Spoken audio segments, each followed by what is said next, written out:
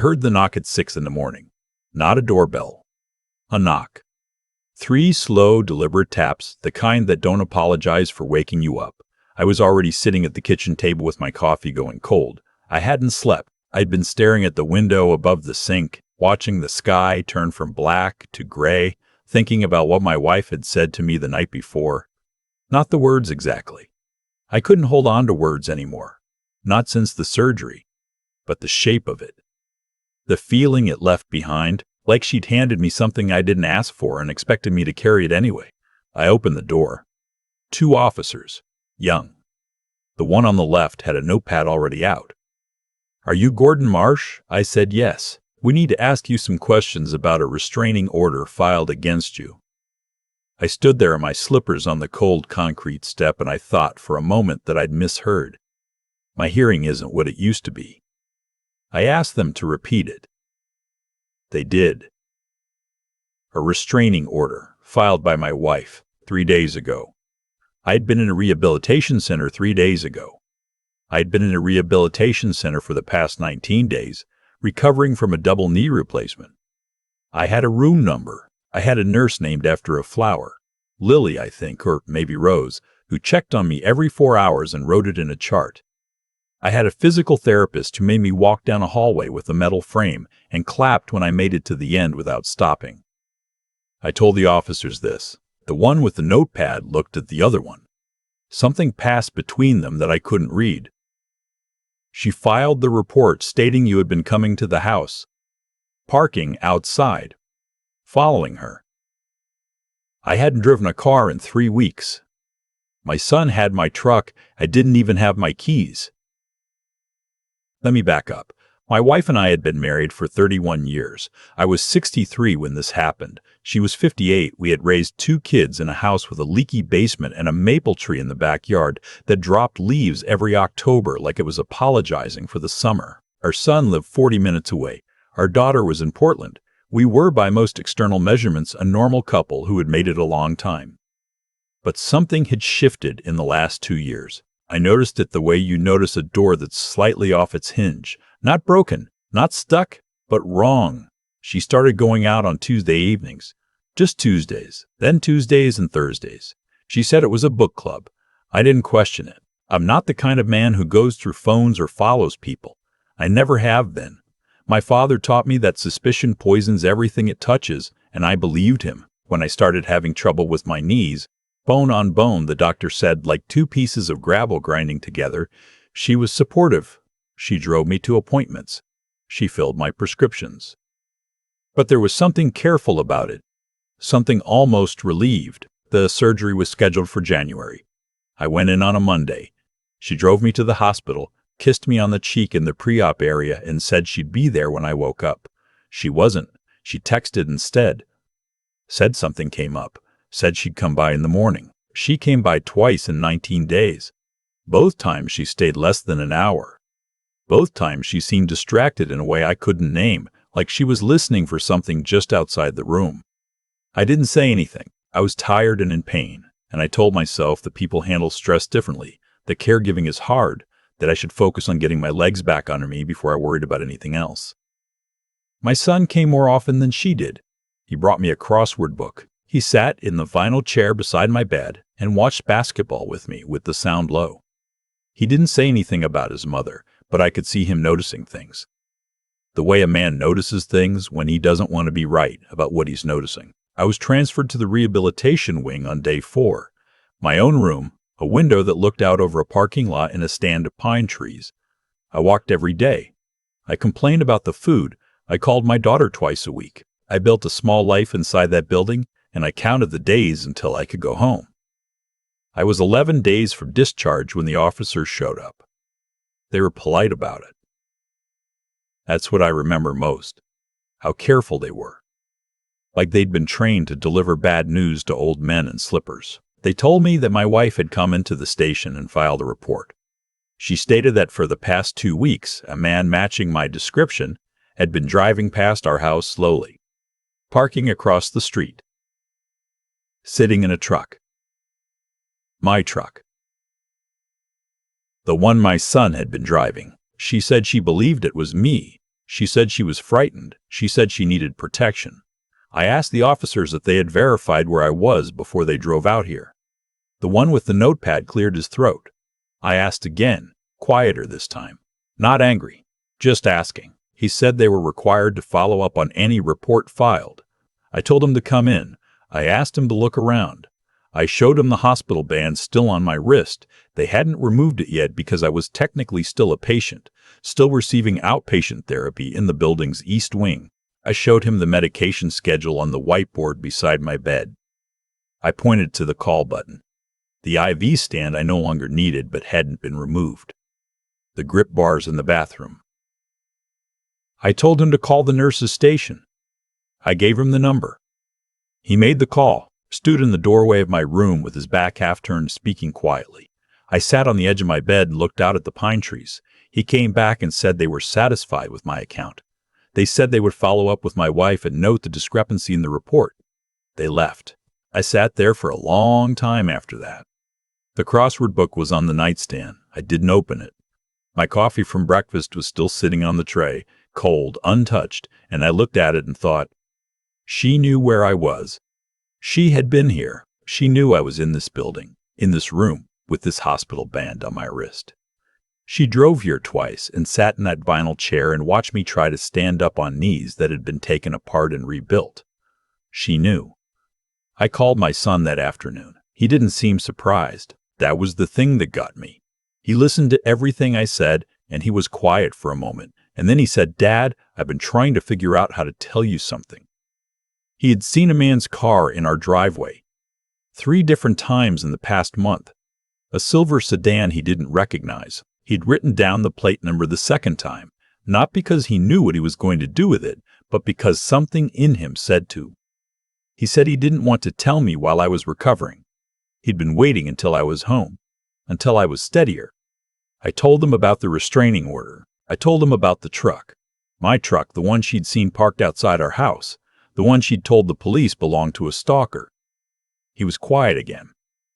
Then he said, "She's been driving your truck, Dad. She asked to borrow it about 2 weeks ago, said her car was in for service." I put the phone down on the bed and just breathed for a minute. She had borrowed my truck. She had driven my truck past our house, or somewhere, I don't know where, and then walked into a police station and described it to an officer as the vehicle of a man who was frightening her. And the man she described was me. I've been trying to understand what a person has to tell themselves to do something like that. I've thought about it more than I want to admit. Lying awake in that rehabilitation room with the parking lot lights coming through the curtains. You'd have to believe that the story would hold, that no one would check, that the man in the hospital bed would be too tired or too confused or too beaten down by joint pain and loneliness to push back. Maybe she thought I wouldn't fight it. Maybe she was right to think that. A year earlier, maybe 2 years earlier, I might not have. I spent most of my life trying not to make trouble, trying to smooth things over, trying to give people the benefit of the doubt right up until the moment the doubt ran out. But I was 63 years old and I had just spent 19 days relearning how to walk, and I was done being reasonable about things that weren't reasonable. I called my daughter that evening. She cried. She said she'd fly in. I told her to wait, that I needed to think. I called a lawyer the next morning. Not a friend, not someone who owed me a favor. A real one. The kind with a firm name on the door and a secretary who asks you to spell your last name twice.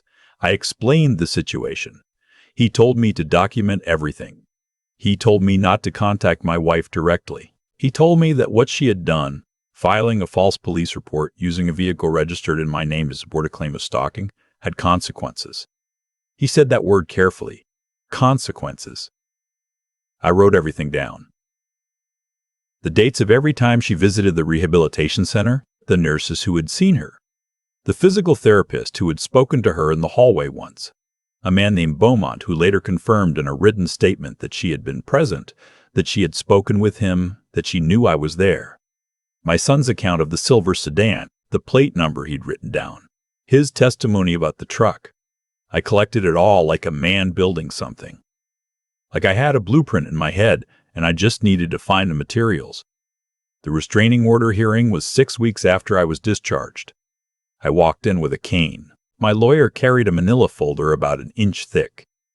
My wife was already seated on the other side of the room with her attorney, a young woman in a gray blazer who kept arranging and rearranging papers on the table in front of her. My wife didn't look at me when I came in. She had her hair done. She was wearing the earrings I gave her on her 25th anniversary. I noticed that, and then I stopped noticing it. Her attorney presented the case, the fear, the pattern of behavior, the vehicle, my vehicle, seen repeatedly outside the marital home. She described me as erratic, unpredictable. She used the word volatile once, and I wrote it down on the notepad in front of me. My lawyer let her finish. Then he presented the discharge records from the hospital. The dates of admission and discharge, the rehabilitation log showing my daily therapy sessions, signed off each day by Beaumont, and countersigned by the floor supervisor. The nursing notes, the visitor log, which notably showed my wife's signature on 2 dates, the second of which was 4 days before she filed the restraining order request. He presented my son's affidavit. The plate number written on a gas station receipt, the registration records showing the silver sedan belonged to a man who lived in a neighborhood I'd never been to, a man whose name I didn't recognize but whose face my son had seen clearly enough to describe. He presented the record of my wife borrowing the truck, a text message from her to my son's phone asking for the keys. Time-stamped.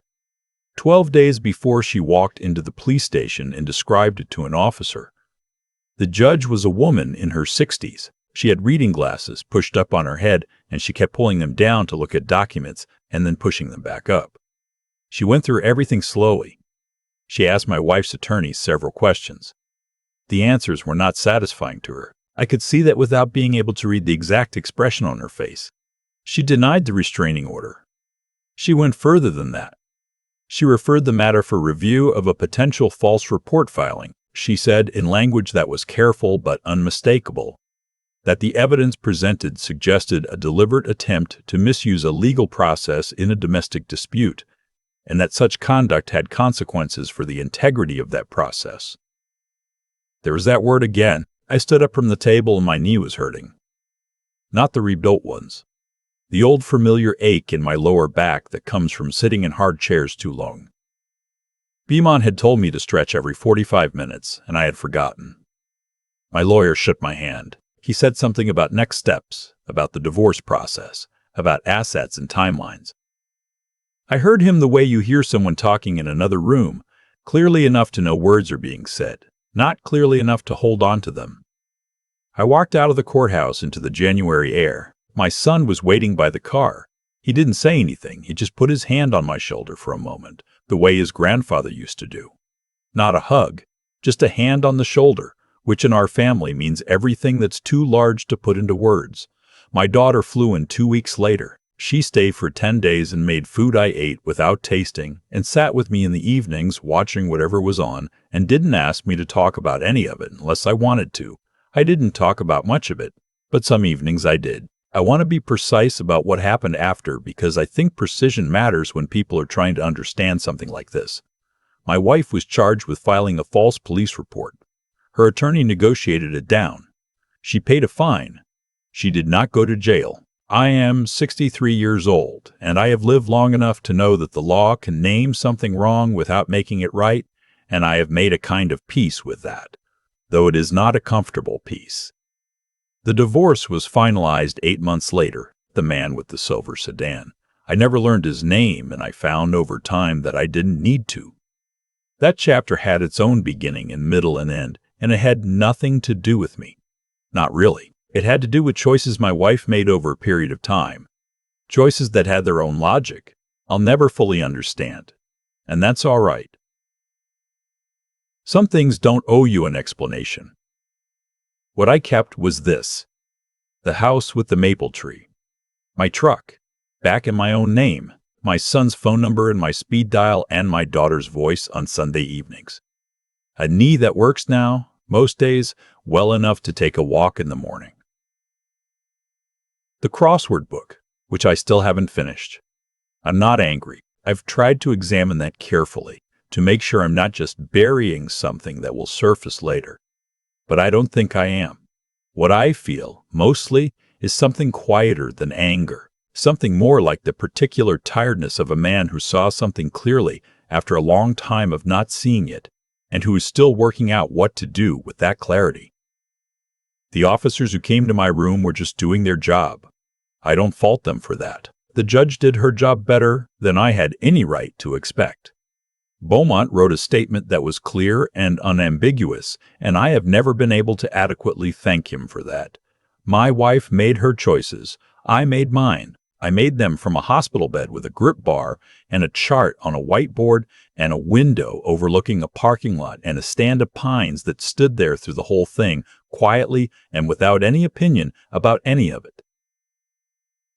That's what I held on to.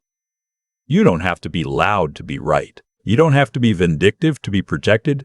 Sometimes you just have to have kept good records and a steady head, and one person who wrote down a license plate number on a gas station receipt because something in him said to, "My son did that for me." He didn't ask me to thank him, but I did anyway, one evening a few months later, standing in my kitchen with my coffee going cold the way it always does. He looked a little embarrassed, the way men do when you name something directly that's supposed to go unnamed. "You'd have done the same," he said. He's right. I would have. That's how we were raised. I've thought a lot about what it takes to stay quiet when everything in you wants to react. Not because being quiet is the same as being passive. It isn't. There's a kind of quiet that comes from weakness, from not knowing what to do, from hoping the problem will solve itself if you wait long enough. That was never what I was doing. What I was doing was different. It was more deliberate than that. It was the quiet of a man who decides, consciously, that the facts are on his side, and that the facts will do the work if he lets them. The facts did the work. But I want to be honest. I almost didn't let them. There were nights in that rehabilitation room when I wanted to call her, when I wanted to ask her directly, "Just tell me why. Just give me a reason I can hold on to." I didn't make those calls. Not because I was being strategic, but because I had learned, somewhere in the long back half of my life, that demanding an explanation from someone who has already decided to deceive you doesn't get you an explanation. It just gives them more time to build the story taller. What I did instead was keep records. Write down dates. Trust Beaumont when he offered to put things in writing. Trust my son when he told me he had been watching, that he had written down the plate number, that he had been carrying a piece of information quietly for weeks because he didn't want to hand me a burden I couldn't yet carry. That's what I want to say about the people around me more than anything else. My son didn't act out of strategy either. He acted out of character, the character he'd been building his whole life without knowing it, the way all of us build it. By watching how the adults around us handled difficulty, he saw something that didn't look right. He paid attention. He kept the receipt. That's not a small thing. That is, in fact, everything. There's a version of the story where I didn't have a son like that, where I had no one who noticed, where the restraining order was granted, and I went home to a different outcome. I think about that version sometimes. It keeps me from being too comfortable about the idea that things turned out the way they did because I deserved for them to. I don't think it works that way. I think it works more like this. The choices a person makes over decades, the way they treat the people closest to them, the values they model without meaning to, the integrity they maintain when no one is watching, those things accumulate. They become the people around you. They become the network of small loyalties that holds when something tries to take you apart. That's not religion. That's not fate. That's just the long arithmetic of how a life adds up. My wife made her choices too. Over a long time, in small increments, she chose something other than honesty, and those choices accumulated into a morning when 2 officers knocked on the door of my rehabilitation room, and I had to show them a hospital band to prove I existed, where I said I did. Her choices built toward that morning the same way mine built toward a son who keeps receipts. What I came out of this believing, more than I believed it going in, is that integrity isn't its own reward in some abstract sense. It's a practical thing. It shows up when you need it. In the people who trust you enough to tell you what they saw. in the paper trail that exists because you lived honestly enough that there was a trail to follow. I'm 63. I walk with a cane some mornings. The maple tree in the backyard dropped its leaves again this October, and I raked them up myself, slowly, which Beaumont would probably tell me was too much too soon. I did it anyway. Some things are worth the ache.